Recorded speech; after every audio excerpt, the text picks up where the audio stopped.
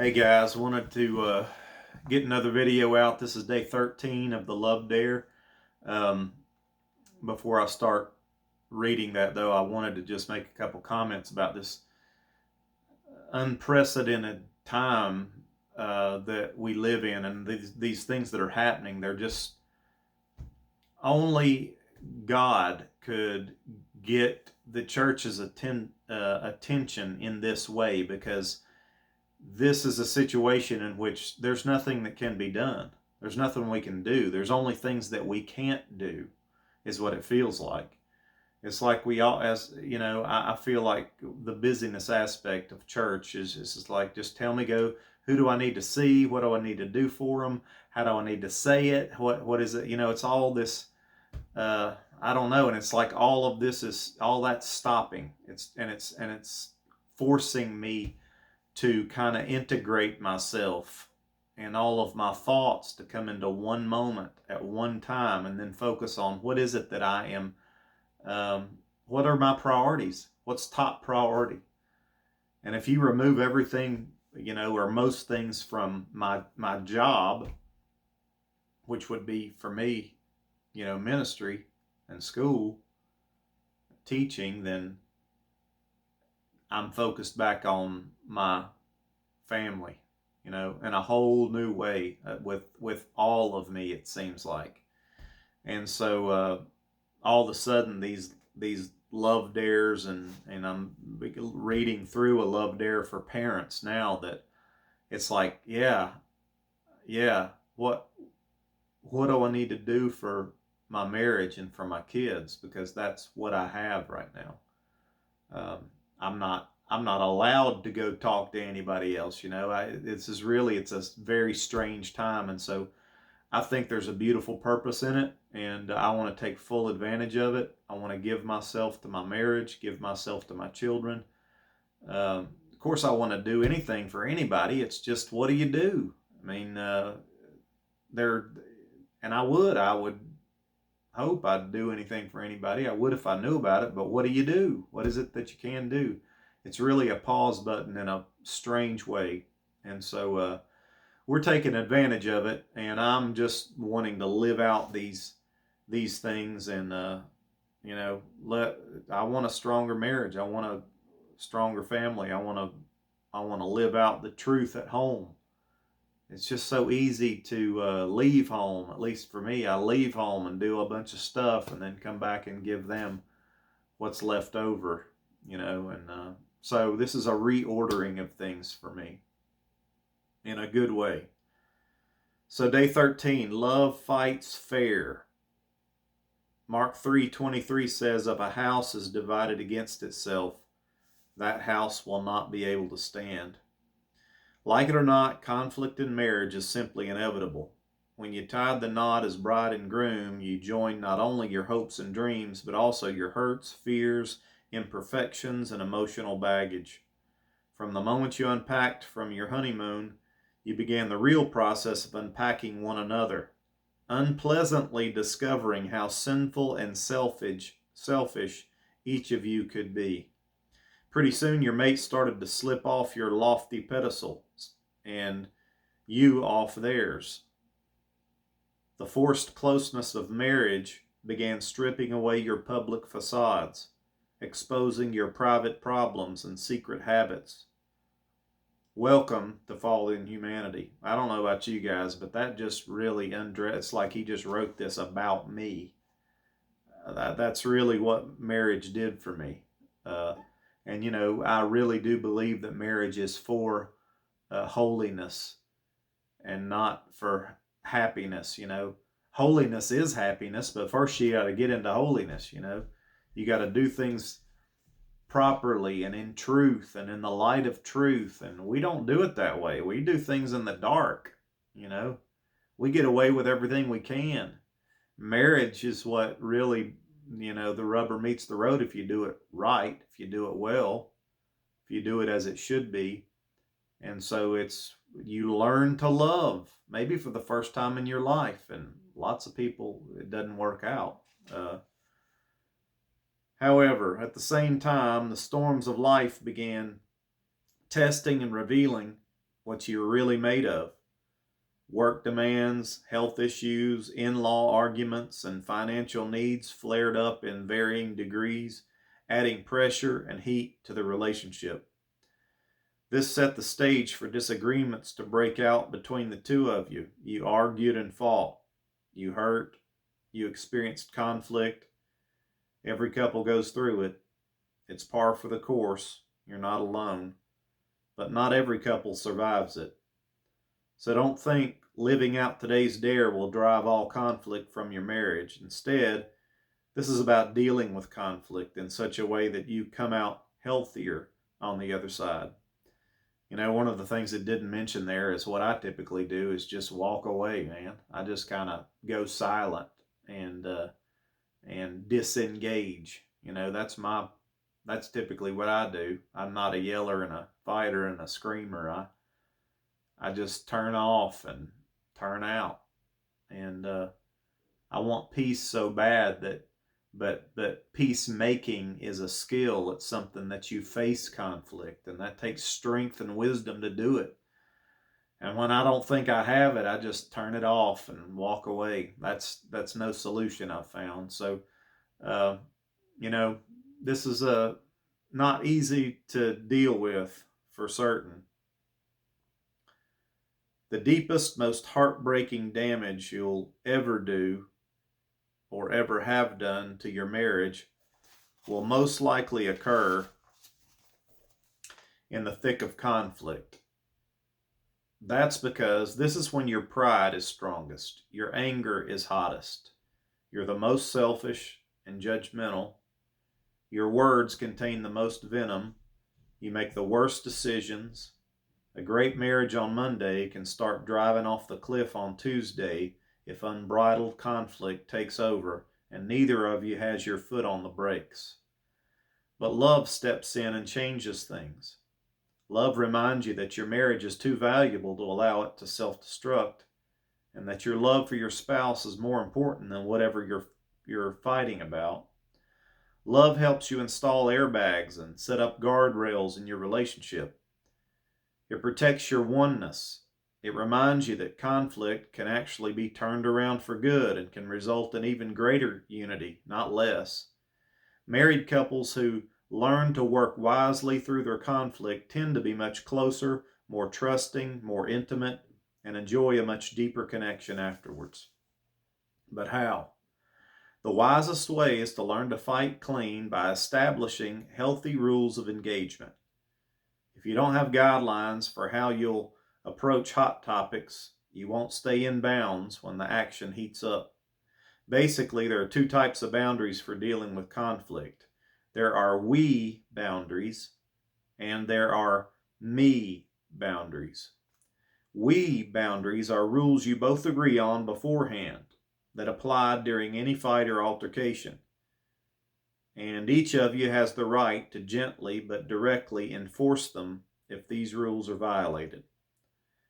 These could include, number 1, we will never mention divorce. Number 2, we will not bring up old, unrelated items from the past. Number 3, we will never fight in public or in front of our children.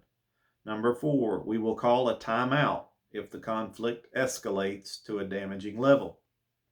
Number 5, we will never touch one another in a harmful way. Number 6, we will never go to bed angry with one another. Number 7, failure is not an option. Whatever it takes, we will work this out.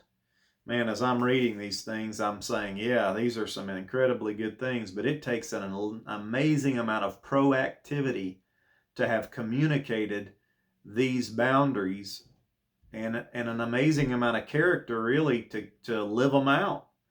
Proactivity would be the first law in the 7 habits, and I mean, it's principle. It's true. You've got to take responsibility. You've got to act in wisdom, which is those are preemptive strikes because you know things are going to happen, and you have to have thought through and put in place these things by communicating in honesty and forthrightly. Man, so few people can do that. I'm not saying I can. I'm always working on how can I be proactive, but this takes a lot of proactivity.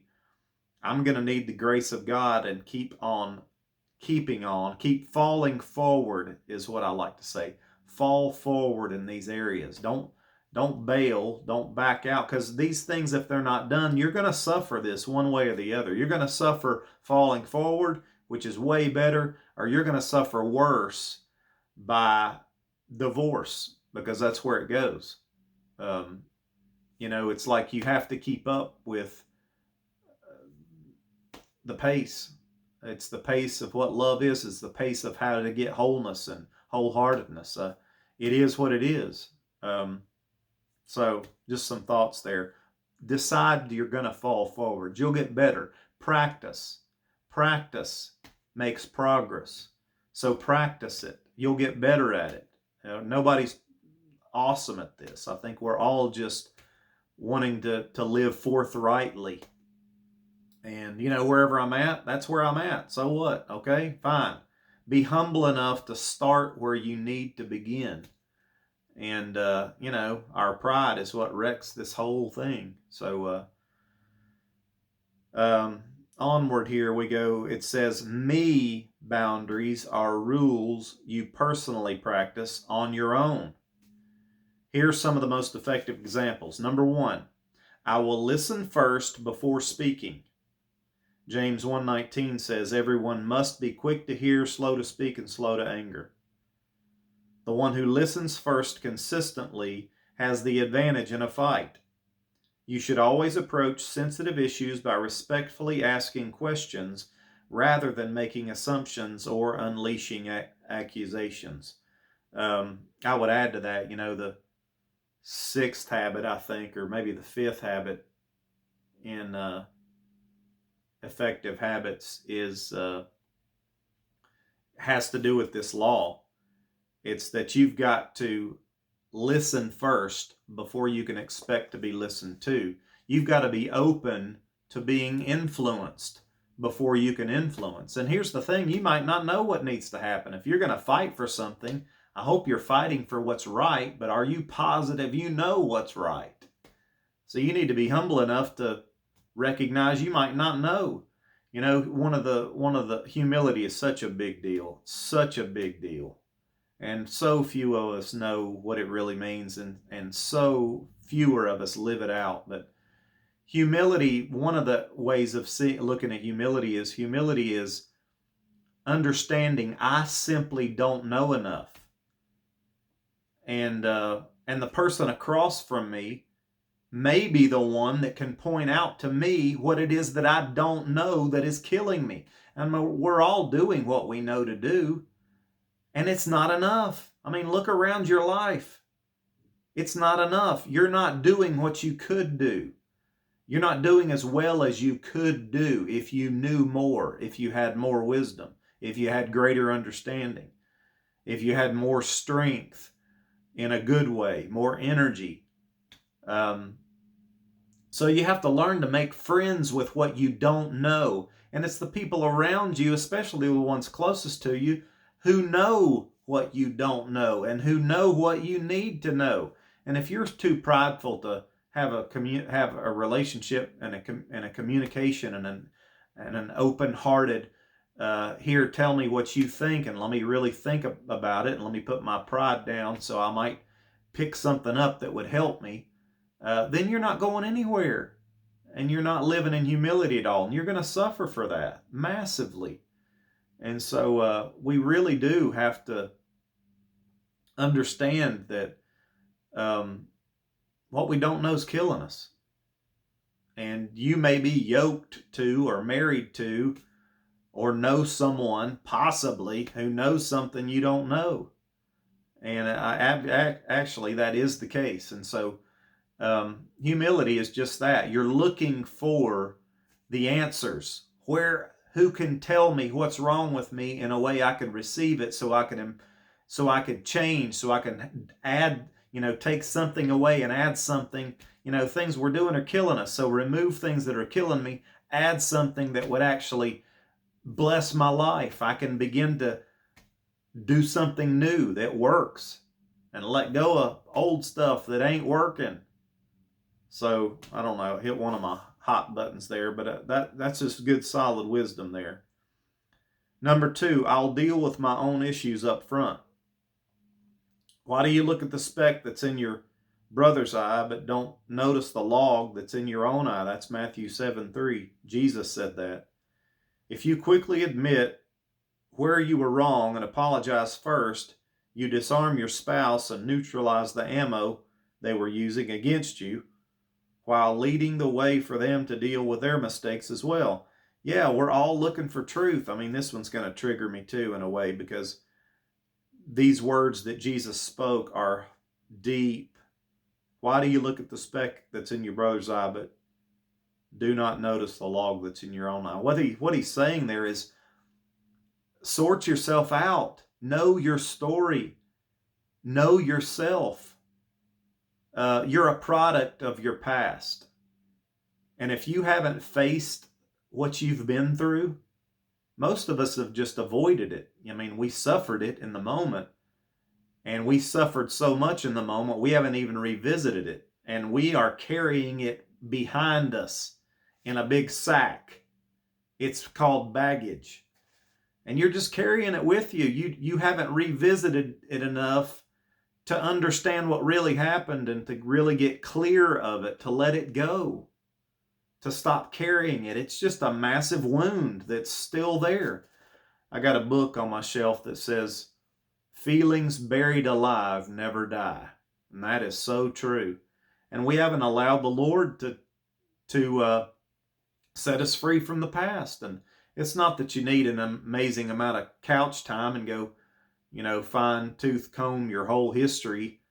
No, you don't need to do that. Some of it it's okay, but some of it, if you're carrying it around with you, you got to figure out a way to get rid of it.